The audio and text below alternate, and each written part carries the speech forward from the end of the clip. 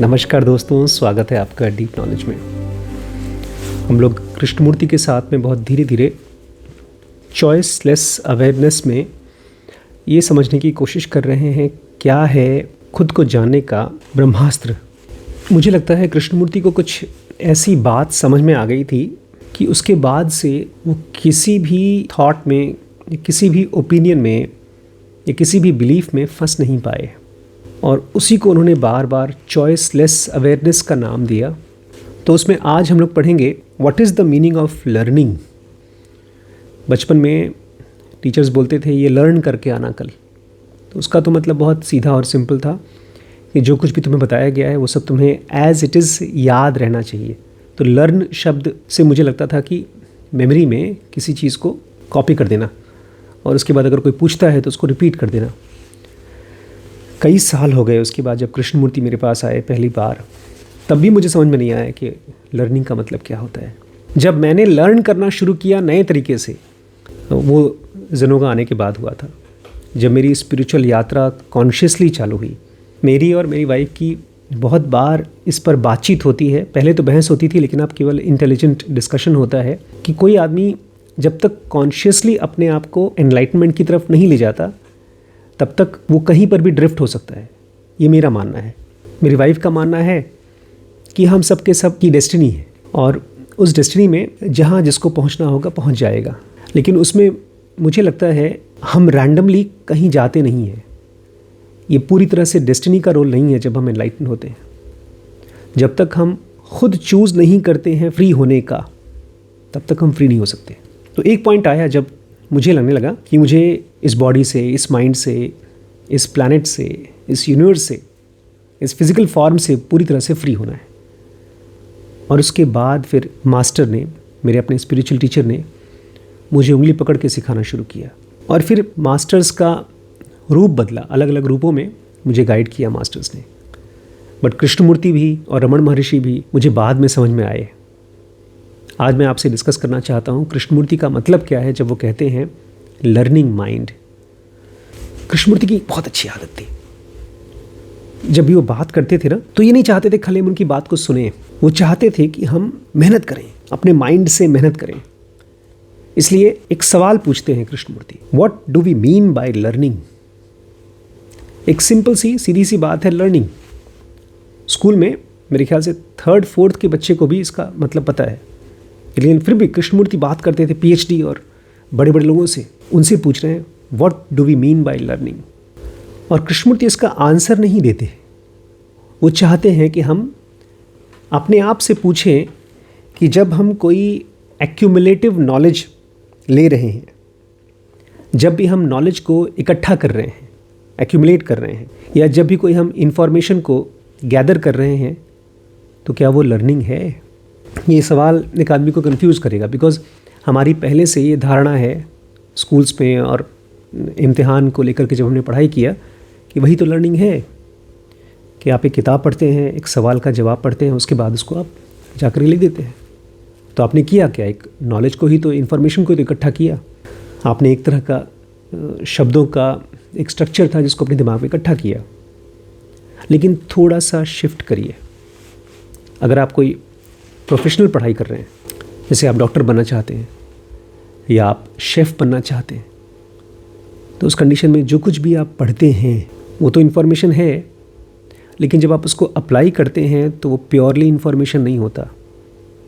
उसमें आप करते हैं मॉड्यूलेशन, उसमें आप करते हैं इम्प्रोवाइजेशन। तो वो चेंज कहाँ से आता है? अगर हम पूरी तरह से केवल इन्फॉर्मेशन को इकट्ठा करते हैं और बाहर निकालते हैं, तो वो चेंज कहाँ से आता है? वो थोड़ा सा ट्विकिंग कहाँ से आती है? देखिए, लाइफ बदलती है, हमारे आसपास की दुनिया बदलती है, और उसके साथ हमको भी बदलना होता है। तो जो आदमी ये मान के चलता है कि जो मैंने सुना, जो पढ़ा, वही चीज़ मुझे फिर से रिपीट करना है, तो आदमी सीख नहीं रहा है। इसलिए कृष्णमूर्ति कहते हैं कि क्या इन्फॉर्मेशन गैदर करना या नॉलेज को इकट्ठा करना, क्या ये लर्निंग है? ऐसा नहीं है कि आप जो स्कूल में पढ़ाई कर रहे हैं, इंजीनियरिंग कॉलेज में पढ़ाई कर रहे हैं, मेडिकल कॉलेज में पढ़ाई कर रहे हैं, वो सब लर्निंग नहीं है। नहीं, कृष्णमूर्ति यहाँ पर लर्निंग को दो तरीके से समझाते हैं कि दो तरह की लर्निंग होती है। तो एक तो वो लर्निंग है, बिल्कुल सही बात है, वो फिजिकल वर्ल्ड की लर्निंग है, आउटसाइड वर्ल्ड की लर्निंग है, और उसको वो नाम देते हैं एडिटिव, कि जो चीज़ें ऐड करती जाती हैं। तो एक छोटा बच्चा है 10 साल का, 15 साल का, उसके पास जो कुछ भी लर्निंग है फिजिकल वर्ल्ड की, वो एक 50 साल के आदमी से कम है, क्योंकि 50 साल के आदमी ने ज़्यादा इकट्ठा किया है, उसके पास ज़्यादा मेमोरी, ज़्यादा एक्सपीरियंस है। तो वो जो एडिटिव लर्निंग है वो एक बूढ़े आदमी के पास एक बच्चे से कहीं ज़्यादा है। लेकिन उसके बाद कृष्णमूर्ति कहते हैं, जब एक माइंड इकट्ठा नहीं कर रहा है, ऐड नहीं कर रहा है, वो सोच नहीं रहा है, तब क्या वो सीख रहा है? मैं चाहता हूँ आप कृष्णमूर्ति के माइंड के साथ चल पाएँ, कि जब आप सोचते हैं किसी चीज़ के बारे में, आप मेरी बातचीत सुन रहे हैं या कोई स्क्रिप्चर पढ़ रहे हैं, उस समय उन शब्दों को जब आप अपने दिमाग में ऐसे रखते हैं जैसे अलमारी में कपड़े रखते हैं या लाइब्रेरी में किताब रखते हैं, तो क्या आप सीख रहे हैं कुछ? और उसके बाद आगे चलते हुए कृष्णमूर्ति उसको पूरी तरह से इनकार कर देते हैं। कहते हैं ठीक है, तुम्हें इस दुनिया में कुछ काम करना है, किसी प्रोफेशन में जाना है, तो लर्निंग चाहिए, तुम्हें गैदर करना होगा इन्फॉर्मेशन, ढेर सारे शब्द इकट्ठे करने होंगे और उनको एज इट इज़ यूज़ भी करना होगा। लेकिन जब तुम्हें सेल्फ रियलाइजेशन चाहिए, आत्मज्ञान चाहिए, तो वहाँ पर ये एडिटिव लर्निंग या इन्फॉर्मेशन का इकट्ठा करना कम्प्लीटली यूज़लेस है। और यहाँ पर एक बड़ा ख़ास, बड़ा भारी शब्द यूज़ करते हैं। वो कहते हैं, जब तुम अपने आप को जानने के लिए किसी स्क्रिप्चर को पढ़ते हो और उस स्क्रिप्चर को रिपीट करते हो, अहम ब्रह्मास्मि, मैं कौन हूँ, या कोई श्लोक, गीता का श्लोक या किसी किताब का कोई मंत्र अगर तुम रिपीट करते हो, तो वो है क्यूमुलेशन ऑफ मेमोरी, अपने आप में बहुत काम की चीज़ है। अगर आपका कोई कंपटीशन हो रहा है, गीता कंपटीशन, और आपको गीता के श्लोक याद हैं और उसका कमेंट्री भी आपको याद है, तब तो बहुत अच्छा है। लेकिन अपने आप में वो मैकेनिकल है। ये प्लीज़ समझिए, जो हमारा सेल्फ है, जो ईश्वर है, वो मशीन नहीं है। और आज की डेट में जो आर्टिफिशियल इंटेलिजेंस के बारे में कहा जाता है कि वो इंसानों से हज़ारों गुना इंटेलिजेंट हो जाएगा, वो भी ईश्वर नहीं बन पाएगा, क्योंकि वो है मैकेनिकल। मैकेनिकल मतलब जो नियम के और कानून के ऊपर आधारित है। तो इस दुनिया की सारी चीज़ें अटूट नियमों पर आधारित है, ऐसे सिद्धांतों पर आधारित है जो कभी बदलेगा नहीं। लेकिन ईश्वर किसी भी सिद्धांत के ऊपर बेस्ड नहीं है, वो मुक्त है। इसीलिए हम जितना भी मेमोरी को इस्तेमाल कर लें, शब्दों को इकट्ठा कर लें, अच्छी से अच्छी स्क्रिप्चर्स को भी रिपीट कर सकें, उसके बारे में इमोशनल भी हो सकें, क्योंकि ऐसा बहुत बार होता है कि लोग अपने प्रभु के भजन गाते गाते भाव विभोर हो जाते हैं। बहुत से लोगों को लगता है कि जब उनके मुंह से शब्द निकलते हैं, प्रभु शब्द निकलते हैं स्क्रिप्चर्स के, और उसको किताब पर लिख देते हैं और उसको रिपीट करते हैं, तो प्रभु मैं हो गए हैं। लेकिन वो है मैकेनिकल। जैसे आप एक फिल्म को देख करके इमोशन से भर जाते हैं, जब एक माँ और बेटे का बिछड़ना देखते हैं तो आंखों से आंसू निकलते हैं, तो वो भी एक मैकेनिकल प्रोसेस है, उसमें कोई जीवंत घटना नहीं है, वो लाइव प्रोसेस नहीं है। और फिर कृष्णमूर्ति कहते हैं, एक माइंड जो केवल मैकेनिकल तरीके से चलता है, मशीन की तरीके से चलता है, वो सीख नहीं सकता, वो लर्न नहीं कर सकता। ये बड़ी मज़ेदार चीज़ है। कृष्णमूर्ति की ही एक और बड़ी अच्छी किताब है, आपने अगर नहीं पढ़ी तो पढ़िएगा, the first step is the last step. वो कहा करते थे, अगर तुम्हें प्रभु को जानना है, मतलब प्रभु नहीं, वो तो कहते थे सेल्फ को जानना है, तो तुम्हें शुरुआत ही सेल्फ से करना पड़ेगा। और सेल्फ का नेचर कैसा है, वो किसी पूर्वाभास से, किसी प्री कंसीव्ड नोशन से शुरू नहीं करता। इसलिए अगर आप पहले से कोई चीज़ मानते हैं तो आप सीख नहीं सकते।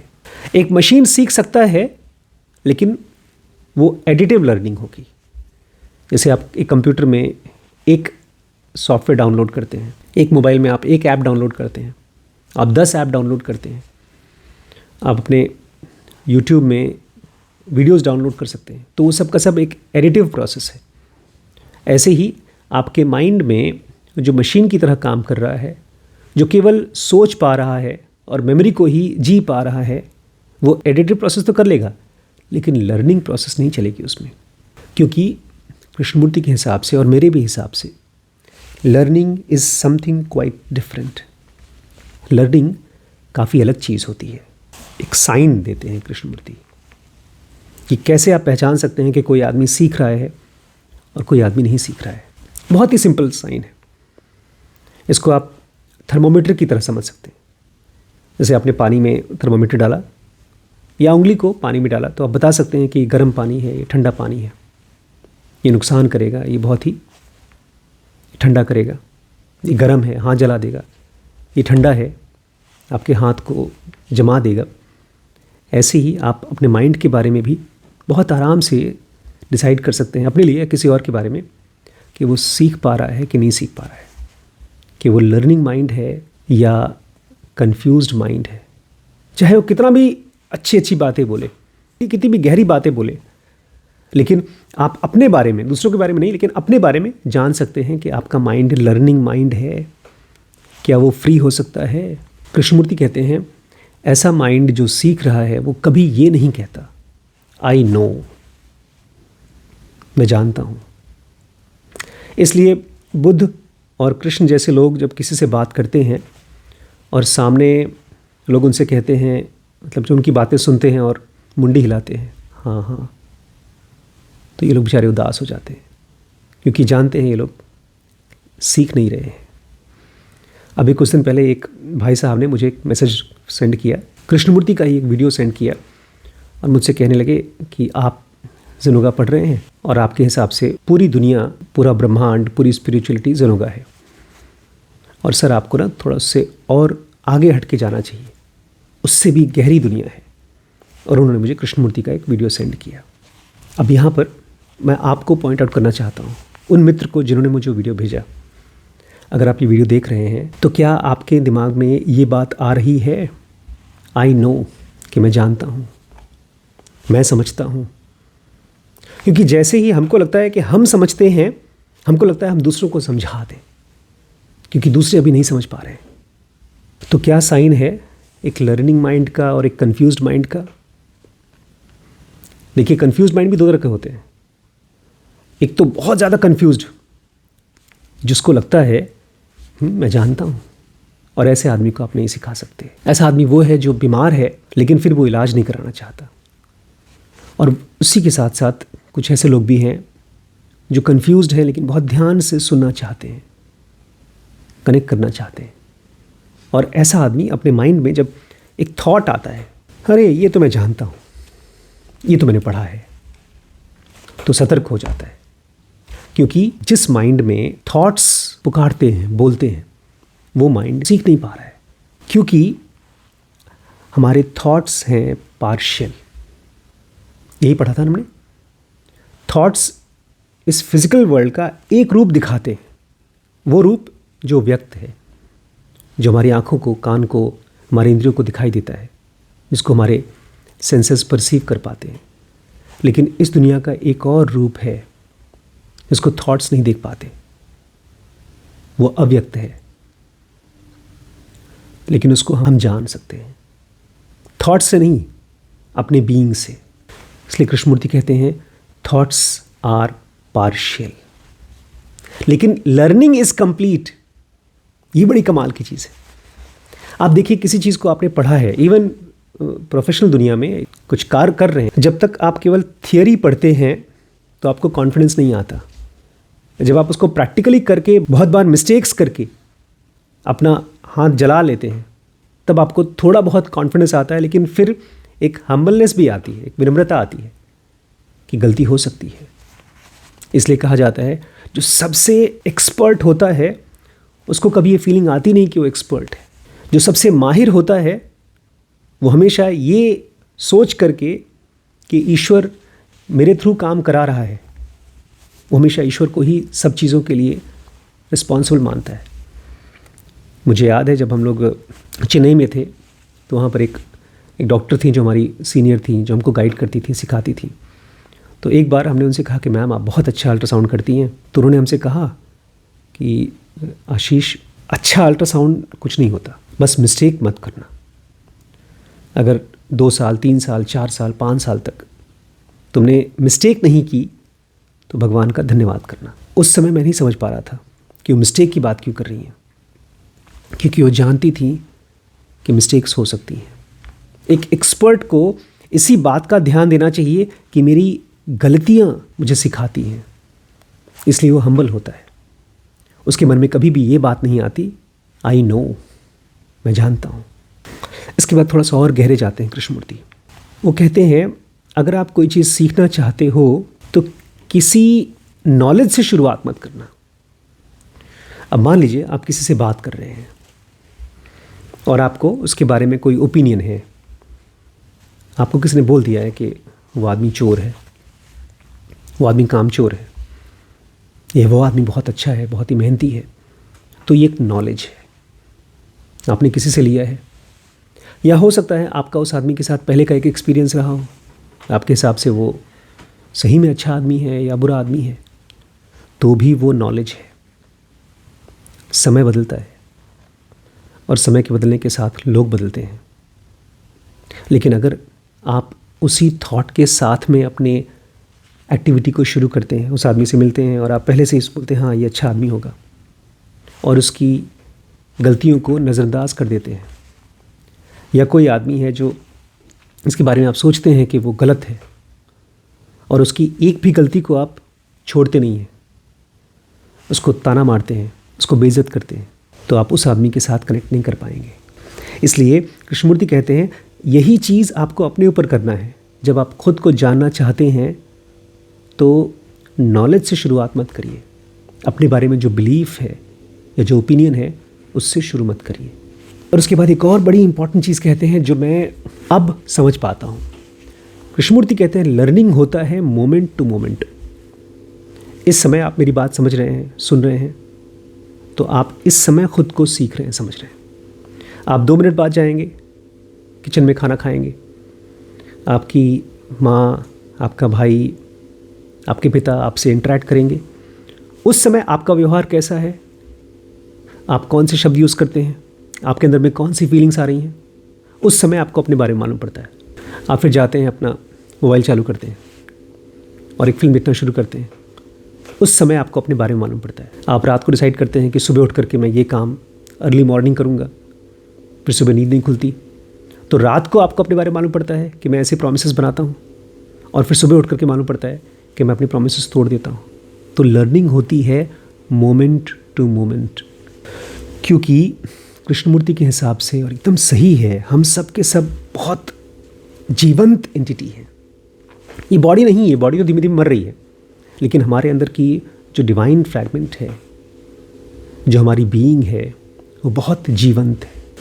और जीवंतता का क्या मापदंड है, ये थोड़ा सा मुश्किल होगा समझना, क्योंकि थॉट्स से आप समझने की कोशिश कर रहे हैं। इस समय शांत होकर के मेरी बात सुनिए। जो चीज़ जीवंत है उसका कोई शुरुआत नहीं है और उसका कोई अंत नहीं है। जो चीज़ लाइव है उसकी कोई बिगिनिंग नहीं है और उसका कोई एंड नहीं है। इसलिए अगर आप ये कहते हैं कि मैं अपने आप को जानता हूँ, तो आप अपने बारे में एक विचार व्यक्त कर रहे हैं, आप अपने आप को जान नहीं रहे हैं। अगर कहीं कोई ईश्वर है इसी समय, तो वो भी नहीं बोलता कि मैं अपने आप को जानता हूँ, वो खुद को ही सरप्राइज़ कर लेता है। क्या आप आज जब अपने नज़दीक के किसी से बात करेंगे, क्या अपने आप को आप सरप्राइज़ कर सकते हैं? मैं पॉजिटिव तरीके से बोल रहा हूँ। आप एक्सपेक्ट कर रहे हैं कि आपकी और आपकी वाइफ की एक बहस होगी, एक फ़ाइट होगी किसी चीज़ को लेकर के, आपको पता है अक्सर होती रहती है। क्या उसमें आप एक सरप्राइज़ फैक्टर ऐड कर सकते हैं? अपने अंदर के झांक करके ये सीख सकते हैं, क्योंकि जैसे ही आपको अपने बारे में कुछ मालूम पड़ता है, आप थोड़ा सा समझदार हो जाते हैं। एक झूठा इंसान जो हमेशा झूठ बोलता है, जैसे उसको ये एहसास होता है कि मैं झूठा हूँ, वो थोड़ा सा ईमानदार हो जाता है।